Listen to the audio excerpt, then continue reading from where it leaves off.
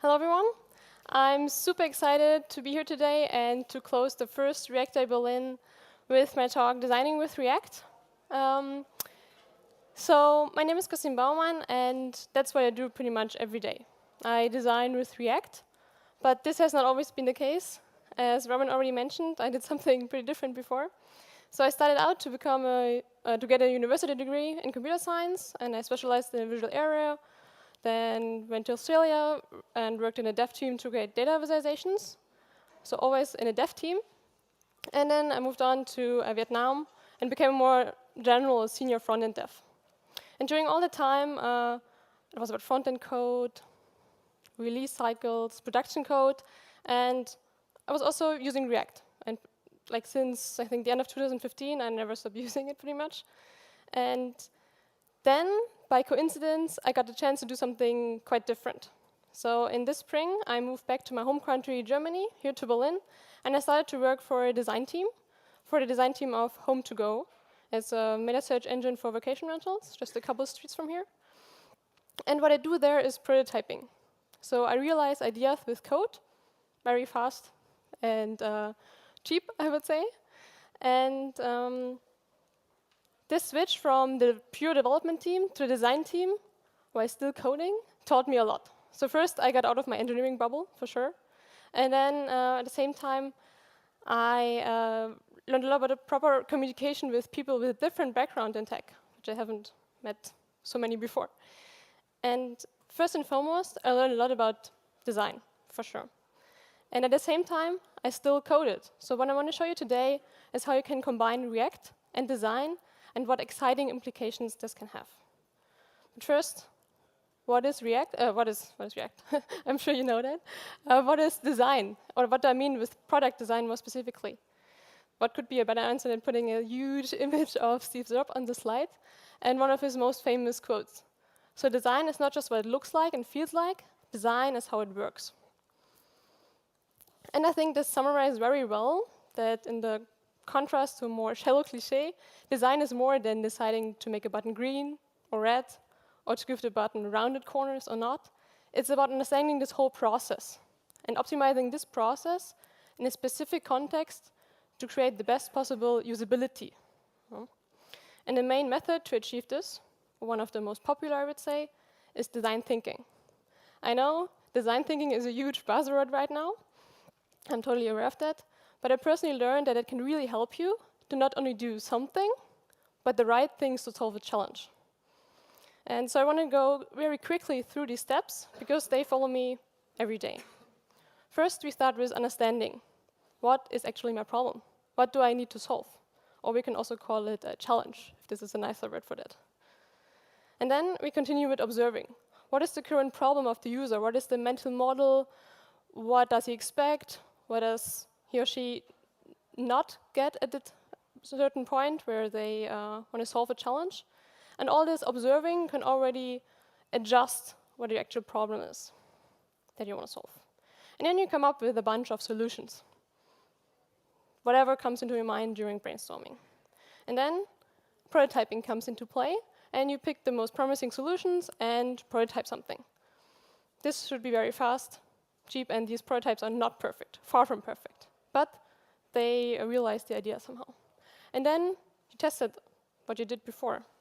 And then hopefully the problem that you find afterwards is a smaller one than when you started out. And then you continue to iterate, and some steps might be smaller, some steps might be longer, and it doesn't also not have to start at understanding. It can start at prototyping. So you just hack something together, and then you figure out, oh, it solves my problem. It's everything fine. This process is very flexible. But of course, this is very abstract, right? So I want to show you a few deliverables that I came across. So for the left part, for understanding and observing, we could produce diagrams. You could produce a flow chart of the user. So which pages does he or she see after each other? Or of course, you can do usability tests, in-house, remote, asking a friend, whoever you want to test with. And these insights could be videos, could be notes. Depends on your scale that you want to solve the problem with. And then on the right side, between ideate and prototype, we can have rough wireframes. So you have elements that are placed on some kind of page with no visual fine-tuning. And then you can have mockups. And these mockups are static images that show the placement of elements on a page with very proper visual fine-tuning. Some call it pixel perfect, but the designers, they don't like that so much. And then you can have click dummies. So you can combine these mockups together and select certain areas, and then you see the other static image. And these mockups and click dummies are mostly produced with Sketch or SketchApp as a tool. But we also have coded prototypes.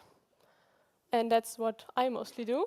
So with only HTML or CSS or React, I produce prototypes from ideas of my colleagues. And what I use there is create React app with a customized version for prototyping.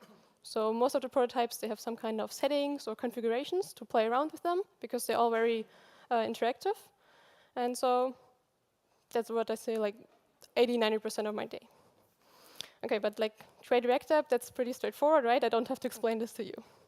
So on the one hand, we have these prototypes that are created with the graphic tool Sketch. And on the other hand, we have coded prototypes. And luckily, since this spring, we also have a way to combine React code with Sketch. And that's something called react-sketchapp. So in April this year, Airbnb open sourced react-sketchapp. And what you can do there is you can write React components, and they render into Sketch.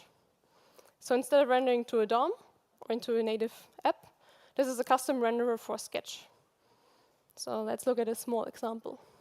So what you see here is the Sketch main window. So on the right, you have an artboard and some elements on that. And left, you see like an element list. That's like the main window of Sketch. And what I coded here is something I call the react-sketchapp starter kit. It includes the minimal setup that you need to run such a project. So if you want to check it out, the link is here on GitHub. Yeah, so what's the code to create this? That's all we need for it. And as you can quickly see, that's only hopefully very familiar React.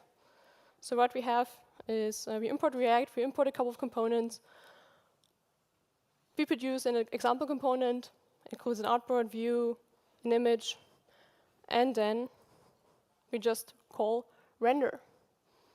That's all we do. Nice, right? So when I first tried out react-sketchapp, I was really amazed by how easy it was to get started, because what I needed to code was only familiar React code. And all the complexity of rendering something to this very different environment was wrapped inside of react-sketchapp. But of course, this project is still quite young. It's not a super advanced project. So at some point, I ran into a problem. I wanted to draw arbitrary shapes, which is apparently not so easy in react-sketchapp. And so I started to dig around into the source code. And I will show you a quick peek of what's going on behind the scenes at react-sketchapp. To understand this, I want to quickly show what Sketch itself can actually do. So Sketch is scriptable. It's a Mac-only application, by the way.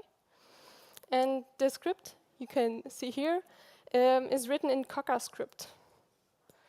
CoccasScript is built on top of Apple's JavaScript core. So when you write CoccasScript, you actually write JavaScript. Who of you did already at some point write CoccasScript? I think, oh, one hand over there. OK, 2, cool. But yeah, it's not very popular, and one reason could be that you have to know quite a few things about the Sketch API, which is not so very well documented, and it's not so easy to get started with.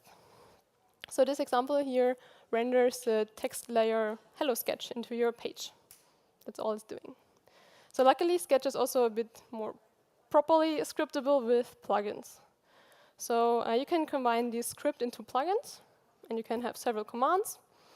And all these scripts extend Sketch in some kind of way. So after installing a plugin, which is only a double click on the file, you can run these commands from the menu bar, like you see here. So I saved the script we had before into a plugin, and I installed it, and now I can run it here and just click on Add Text, Hello Sketch. And on the right side, you see the folder structure for this plugin. And in this very simple example, we only need 2 files.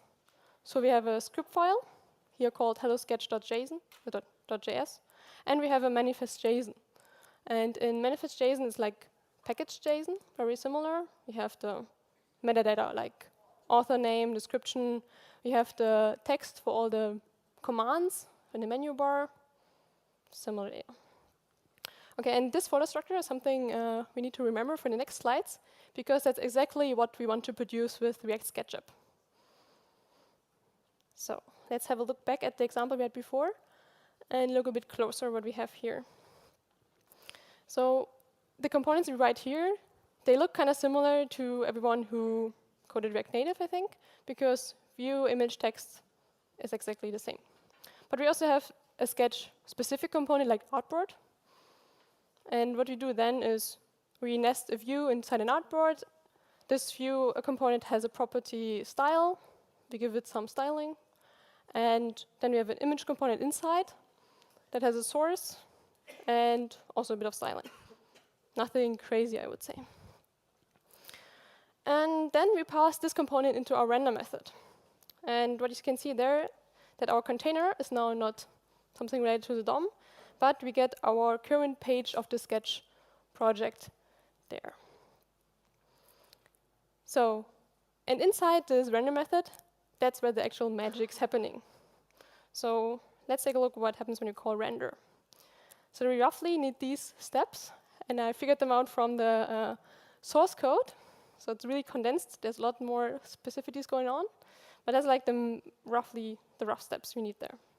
So first, we start by transforming our React elements into a JSON tree. So in our JSON tree, we have the component type, like view, for example. Then we have the properties, like styling or source for the image. And then we have all the children of that component. So it's really like a nested tree. OK, then in the next step, we have to handle some layouting. In react-sketchapp, you use flexbox, but Sketch has no idea about flexbox. When you position an element in Sketch, you have x, y, width, and height. So a very different layouting principle. So in the first step, react-sketchapp uses the Yuga layout engine and calculates from your flexbox layouting the correct properties with specific layouting. So x, y, and height and width. That's all it's doing pretty much. And this only handles the layouting, so all the styling part with colors and everything else except layouting is not in there. So in the next step, we call a custom renderer per type, because a view component is differently rendered than an artboard component for sure. And then we have a JSON tree again with all the sketch properties. So very, very long and nested JSON tree. Then we pass this JSON tree into a module called SketchApp JSON plugin. And this also explains this extensive use of JSON here, because what you need to do there is only pass in your JSON tree, and then what it gives us is the native CocoaScript object. This is very nice, because then we don't have to handle all this very specific sketch stuff. Yeah, so this explains what happens when render is called, but I said before we want to produce this plugin and this plugin structure. So the next step, we need to create such a sketch plugin. And what you use there is something called SKPM, the Sketch Plugin Manager. There's a utility to create, build, publish these sketch plugins. You can also use it when you're not using React. So when you're only coding a sketch plugin, then you can use this utility. It's very useful. Helps a lot. And what it does is it copies the manifest from your source code, because you created exactly the same. And then it generates the script like in the step we had before. And then it generates the plugin folder like we see on the right side of the slide. And it automatically runs the plugin in our sketch. And ta-da, we got our final plugin. So basically, when we run react-sketchapp, we produce a sketch plugin that is very strongly concentrated on creating layers. Yeah, that's the quick peek behind the scenes of react-sketchapp. So some of you might have the question in mind, what the hell should I do with this? Like, what do I do with React code in Sketch? I'm a developer. I don't come across this problem. So I want to show you a few use cases. And let's start with the first one. The first one is the reason why Airbnb created this tool. So I'm not working for Airbnb, so all I reference here is the article Painting with Code. So Airbnb developed react-sketchapp to solve a problem with their design system. A design system is a set of definitions that specifies design for a specific product or products within a company. So colors, typography settings, voice and tone of your writing, and most popular, the component libraries. So we saw earlier Storybook.js. This is the same stuff for designers, I would call it. It's a component library that you use for designing. And why should you create such a design system? It allows designers to reuse style. So you don't design this button like hundreds of times, but you just reuse your component. So it's just bringing this component principle to the design world. Yeah, and also it reduces the discussions between designers and developers, because when you have a design system, we have a common guideline. You don't need to discuss how this component looks like because it's already defined in your design system. And so you can save all this designer time on doing Q&A on the same component that you had before. But there's one problem with design systems, and that is the maintainability. Because such a design system is something that lives. It is never done, because you need to update existing components, you want to add new ones, and that's where the problem comes in. Because a change to the design system results in a change in a lot of places. So for example, when you have sketch templates that build like the library for your designs, then you have a documentation, probably on the web. Then you have a web app, then you could have an iOS app, you can have an Android app, and when you have a change in the design system, for example, you want to change a color, you have to touch all these different places to get the change realized. And of course, in large organizations, or even in small ones, I would say, this change does not happen immediately the same in all platforms, so your systems are easily out of sync. And this is a problem because then you don't have this common guideline, because you don't know what is the current state of my design system. And especially for the sketch templates, this means a lot of manual work, because you have to redraw all your sketch files that you use as your design system. So a designer or several designers have to touch all these files. So the idea of Airbnb was to cut away the human touch points from the sketch templates and to automate the creation of the sketch files. Apparently, Airbnb is a big fan of React. They do a lot of things with this. And also, Sketch and React have some kind of similarity, because in Sketch you can use symbols, which is basically like a part of the UI reused as a component. And then you can use this symbol and use overrides, and then customize this symbol. But you can only override several properties. So like text and a source and image you can override, but you cannot override style.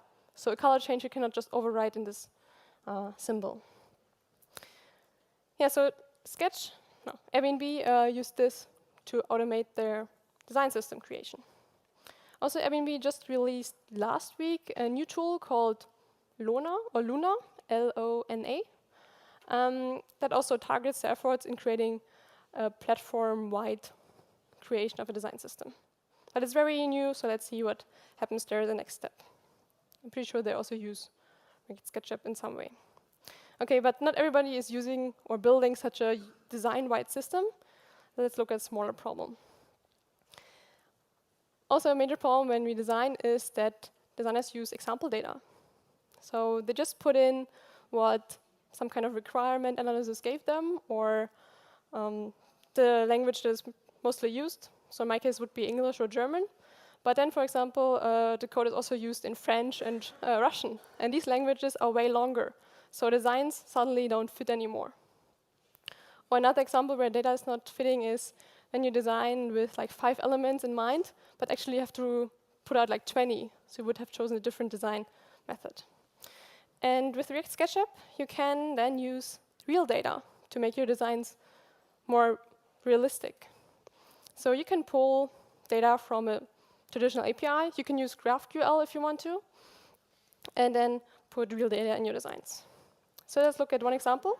This is from the react-sketchapp documentation. Let's run this. So what it's doing is it is pulling data from the Foursquare API to fetch data for coffee, for the query coffee, and it's in Berlin. So before we saw San Francisco, and now we saw Berlin with real data. So we see, okay, there are lots of items here, not only a few results. And we see, okay, also the map markers, they overlap. So we can have a check how it works with real results here. So you can also use the Google Maps API in this case. One other example comes from a problem that I came across during my work. So Home2Go is live in more than 16 locales. So all our products are localized in a lot of languages. And we also have an Android app and an iOS app, and we also have App Store listings for them that are all localized. And App Store listings include images when you scroll through the App Store. And in our case, they have a headline, they have a device mock, and they have the app screenshot in that language, in that locale, from that version of the app. So what happened when there was a new change in the app? A designer had to go to all these files and adjust them. And we have like, I think 10 languages. Then we have 5 images in iOS and 8 in Android or something. So a lot of images had to be redrawn every time. And as the app is still in development, changes to the UI were quite big. Okay, so with react-sketchapp, I could easily automate this. Because as I said before, I could pull real data. I could pull the translations from a translation tool, put them in there. And I can also just get the images and put these together, export them. So it was reducing a task that took like a few hours to just a couple of minutes. So this is a possibility how to use react-sketchapp to automate and make your life easier. A third use case I want to show is about designing itself. So we already use responsive design in the web itself for quite some time, but designers don't do that. So we have a mobile design, like 320 pixels wide for a small iPhone, probably a bit bigger if you have standards for bigger phones. Then we have like 768 pixels for a tablet in Portrait, and then you have a desktop with, could be like 1200 pixels or something. But we actually don't have any designs for the screen width in between. But we implement these screen widths. So when you see them live, it's more like a surprise what happened there and how the developer decided to break it down. So with this tool, we could try out how our designs look with different screen sizes. Here in this, it's only a small example that I put together. And I have an example component with the text and the button and a render to different containers. And then because of Flexbox, I can easily see how it adjusts.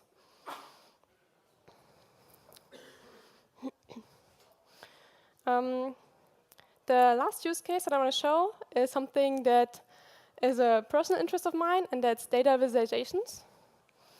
And I live here in Berlin, and every day I walk past the wedding station. In a wedding, there's a huge map of the underground network, so S-Bahn and U-Bahn. And I came up with an idea to use react-sketchapp to do a data visualization of this map. So what I did here is I calculated the distances between neighboring stations and the time that you need to walk to one of them. So what I did is I took the image here from the BVG that I already had, and then I pulled data from the Open Data Archive, I think it's called. And I used the Google Maps Matrix API to calculate the distance in between. And then I just used react-sketchapp to render all these little black numbers here and put them on the right place on the screen. And did some, like, how do you call it, summary of the lane length. So that's a very easy example how you can see how you combine, again, data or real data with an image. In this case, not to produce a design that you give to a developer to then be implemented, but as a final result. Okay, so no matter how much you're involved in design tasks and what you do, remember that design is not just what it looks like and not what it feels like. Design is how it works. And in our case, React and Sketch work very well together so that we can build a bridge between designers and developers. Thank you.